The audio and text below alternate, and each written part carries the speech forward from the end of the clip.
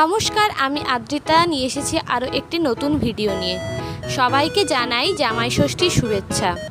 আজকে আমি তোমাদের সঙ্গে শেয়ার করব জামাই ষষ্ঠী স্পেশাল ড্রয়িং। ভিডিওটি শেষ পর্যন্ত দেখো এবং ভালো লাগলে অবশ্যই লাইক, কমেন্ট এবং সাবস্ক্রাইব করে দিও। ফার্স্ট আমি স্কেচ একটা করেছি, এরপর কালো মার্কারের সাহায্যে চারধারটা বর্ডার করে নিয়েছি। আমি এখানে যে কালারগুলো ইউজ করছি সেগুলোর মধ্যে ডমসের ব্রাশ পেন এবং ফেভার ক্যাসেল ও ডমসের কালারিং পেন্সিল এগুলোই ইউজ করলাম। তোমরা দেখতেই পাচ্ছ, ফার্স্ট আমি দুটো ফিগারের বডি ও ফেসের কালার করে নেওয়ার পর ধীরে ধীরে আমি জামার কালার করছি।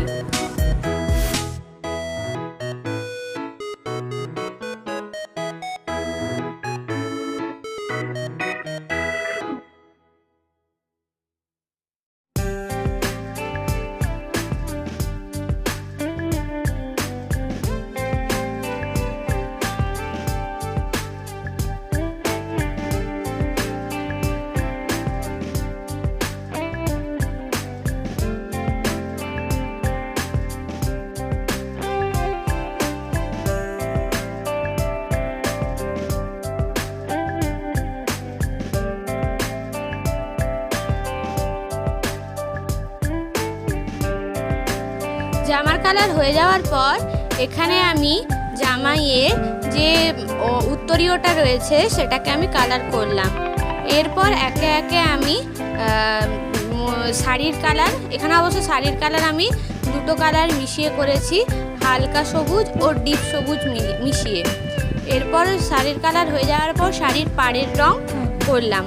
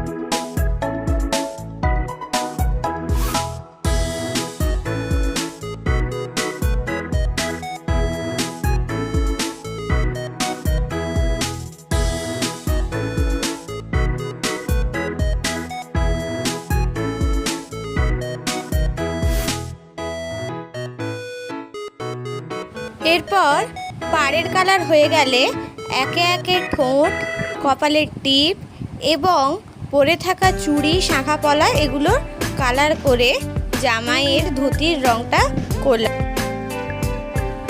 আজকের ভিডিওটি যদি ভালো লেগে থাকে তাহলে অবশ্যই আমার চ্যানেলটিকে সাবস্ক্রাইব করে দেবেন, ফেসবুক পেজটিকে ফলো করে দেবেন এবং ভালো লাগলে একটি কমেন্ট ও লাইক অবশ্যই করবেন। এতে আমি আরও সাপোর্ট পাবো এবং আরও বিভিন্ন রকম আঁকা তোমাদের সঙ্গে প্রেজেন্ট করব। এখানে আমার প্রায় সমস্ত কিছু রং করা কমপ্লিট হয়েছে। এরপরে বাকি পড়ে রইল শুধু খাওয়ারগুলোর ওপর। এখানে আমি প্রদীপের রং এবং একটা থালায় ফুল, প্রদীপ এগুলো আছে, এগুলো একটা ড্র করে সেখানে কালার করেছি। পাখা রয়েছে, সেই পাখার কালার করেছি। হাঁড়িতে যে দই রয়েছে বা মিষ্টি রয়েছে সেই তারও রং কালার করেছি। এরপর জামাইয়ের আসনের কালার করলাম।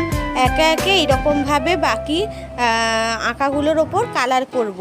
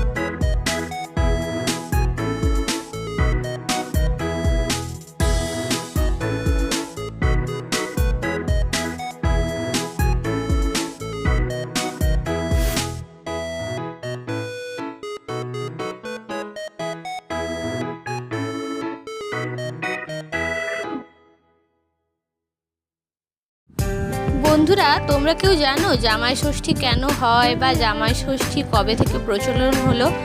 আমি অবশ্যই গল্প জানি না। তোমরা যদি কেউ জেনে থাকো তাহলে অবশ্যই আমাকে কমেন্টে জানাবে।